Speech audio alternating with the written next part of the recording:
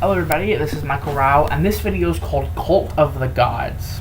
Now, Cult of the Gods is an idea I've kind of came up with, and I didn't really come up with it, but it was something I've noticed after watching various videos and reading of different religions. That if you really think about it, every single religion ever created is technically a cult, or at least originated as a cult. A cult is a socially deviant, religiously deviant sect or belief, a grouping created by a charismatic leader. And this charismatic leader is often characterized with charisma, as I mentioned, intelligence, usually good looks, selflessness, quotes,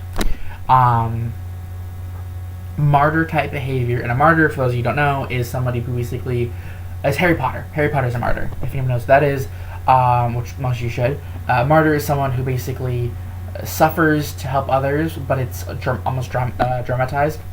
And prophet-like behavior, Messiah-like behavior. There are like hundreds of examples I could give you. Some of the best ones could be seen in Buddhism, which I do not have a problem with Buddhism. I think Buddhism is one of the greatest beliefs ever because it really is a wonderful belief system. Catholicism, which is Christianity. And several others. Sorry, my throat got caught for a second there. I have no idea what's happening. Anyway, what I mean, for example, is Buddha. Buddha and Jesus Christ are the two specific figures that I'm speaking of. Now, Buddha and Jesus were considered these holy people, these holy men who were separate from the rest of the world, that are enlightened in some sense. Look at any cult leader in the history of cults, and I'm talking about those stereotypical cults. That's the same thing. David Koresh, who my mom actually babysat for when he lived in California, just saying, who led a cult in Texas and a mass suicide in Texas, if I'm correct, I believe I am, or at least he killed several people. I don't know if it was everybody died. I've heard a bunch of different stories on there. Anyway, what happens basically is a cult leader is, like I said, this charismatic person. They draw in their followers, and they get their followers to do several things, and there are several tactics to control their followers. Biggest tactic ever used is isolation and food deprivation. Isolation comes from not only being away from your people or people altogether, but your family. Really, is probably the biggest sense of isolation, especially in times like that where your family was everything you had. Your family was your life. And if you look at Jesus, he basically said, lose your connection to your family, come to me, leave your wives and children, come to me, and you'll get everlasting life. It's in Matthew. Look it up.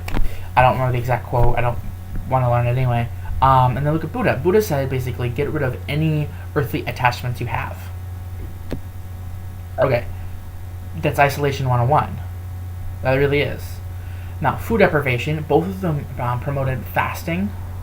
Now, food deprivation is an incredibly powerful tool, along with isolation, to control people. It makes them vulnerable, it makes them weak, both physically and mentally, and it gets them open to suggestions. It really is an amazing tactic. And it's a very, very, very, very, very high-functioning one. Now, there was other tactics, such as, basically, I don't know the word for it, but you basically give up everything you own, or you give up a lot of what you own. Now, sometimes to charity, which is what both Buddha and Christianity believed. I believe, in fact, one quote was say basically, don't cast off your stuff to your neighbors, get them new stuff.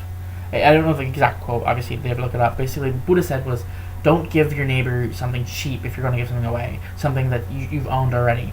If you're going to give them something new to help the poor people. Both of them actually promoted helping those who are impoverished. Now, this builds a charismatic martyr feature.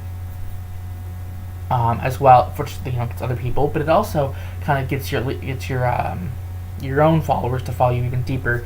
Add that to the whole idea of giving away everything, you kind of start holding on to things you have closer once you have less.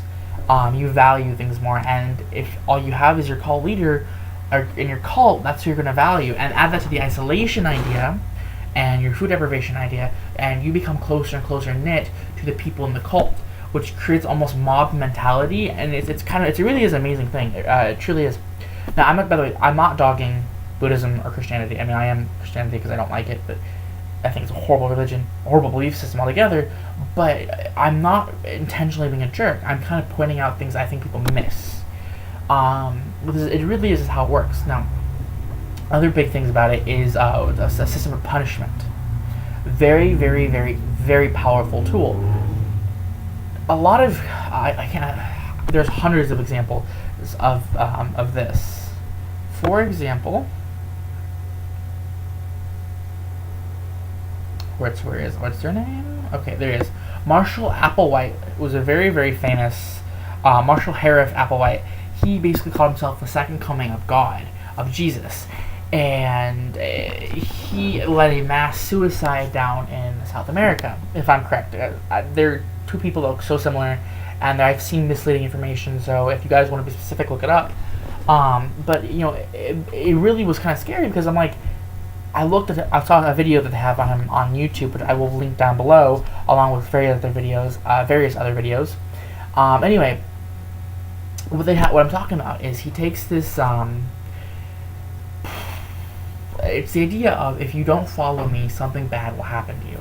It could be the end of the world, as in what Marshall did. Marshall Harif Applewhite, he talked about Judgment Day coming very soon. In fact, with a mass suicide using that. And it really was amazing. These people were conditioned to think it was okay, which conditioning I will bring up in a minute. And Buddha, with the reincarnation cycle, how you will, if you do a whole bunch of misdeeds, you will be born as like a cockroach or something very weak and disliked and not happy. And then if you do something really well, you are reincarnated higher up on the level. And if you reach enlightenment, you cease existing, which apparently is the best thing ever. Which in the end is death, so whatever. And then you look at Jesus. Jesus Christ himself established the idea that humans will go to hell if they sin. God didn't say that in the First Testament. I'm atheist, but he didn't. He truly, truly did not. The only mention of hell was throwing Lucifer down there. Well, not throwing him, but him being cast down there. That's it. That truly was the only thing. Look it up if you don't believe me. Okay. Now, the conditioning aspect. Food deprivation, isolation, and giving up your stuff are aspects of conditioning, but there's also more. Some things are kind of darker. They're routinely living with, like I said, let me use Jesus for example. Something he did was basically he would test his subjects. He would do something or cause a problem, and if they failed him, they were berated, or if they didn't have faith in him, they were berated and made to feel horrible about themselves. Like parents do this too. And then Buddha was hard to describe. Buddha was a nicer person, but he did use the conditioning I mentioned, and his world was a little harder. Basically, he was kind of subtle, saying, you fuck up and you're going to become a cockroach, basically. So there was that, and then there was what I'm talking about for, let's say, cult leaders. I know for a fact Marshall D. White, there's an anime character named Marshall D. something. Blackbeard, actually, is like his name, like his title. So sorry, I'm keep on saying Marshall D. Marshall Harif Applewhite. One of his big tactics, now which is really scary actually, is he led mass suicide that everyone knows about, like spiking fruit juice and having everyone drink it, but they were well aware of what they were doing. In fact, women were feeding it to their babies. Now, the reason this is kind of even scarier than that is they have been conditioned to believe it was okay. They actually have been doing test runs and practice runs for many months. Many months. And, it was kind of scary. It really was. Like, that he could get these people to truly be conditioned to leave their families and even kill their own children. It's a terrifying thing. How is Jesus any different? How is Buddha any different? I mean, Buddha was a good man. Siddhartha, I cannot say his last name for the life of me. Hua something. I'm not going to bother pronouncing it. It's disrespectful. Whatever. But it's like, and I know some of you are thinking, okay, I see some things, or I don't believe you. I'll give you some other examples, some things that Marshall D. White did. The other things did, like that are kind of outside the stereotype, the norm, and was known about cult leaders. One of the things that Marshall did was things that they did, the isolation. He brought everyone from Brazil. He got them to leave their families. They didn't have any communication with them for months.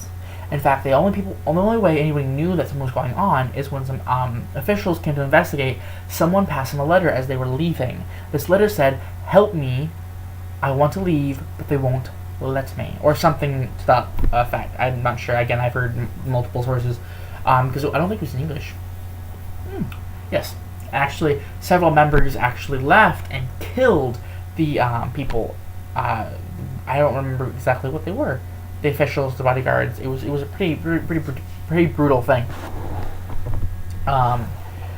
And other things is the food deprivation. He was very well known for having his followers fast. Now, this, like I said, is a terrifying thing. That we have these connections between religion and cult leaders that are very famous and very, very dangerous people. And we worship these people. It's kind of scary.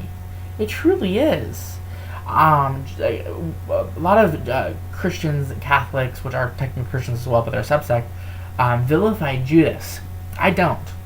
If Judas did exist, then he was a good man. Maybe a little greedy, but he was good. Good because he believed that this cult leader was doing something that was hurting, and he was. He was stirring chaos. He was a martyr. For those who don't know what a martyr is, I'm not sure. I think I've already said this, but a martyr is probably one of their biggest threats. They're underdogs, and everybody wants to help them. Anybody who themselves have been an underdog at one point will want to help them, or at least the majority will. Which is one of the reasons Judaism and Christianity have spread so far, and the Islamic belief system. It's kind of scary.